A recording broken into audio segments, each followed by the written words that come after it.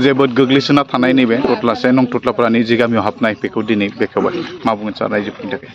नंगौ 32 नं भेरगाव समस्तियाव जोंहा गासैबो बिथिङाव उन जानानै दङ लामानिफ्राय लानानै बायदिसिना आन्तर्गाथनि आरो बेखौ नोजोर होनानै जोङो थांनाय बोसोरनिफ्राय बे ओनसोलाव आन्तर्गाथनि बिनि थाखाय जों खामानि मावगासिनो दङ इनफ्रास्ट्राकचार डेभेलपमेन्टनि थाखाय आरो लामाया जिहेतु फोनांजाबनायनि गुबै लामा राहा दा बेखायनो लामानि जिथु हालोद बे जोबोद गाज्रि नैबे जाबाय जोंनि टटलापारा भिसिडिसिनि सिङाव थानाय सोनाब टटलापारा बे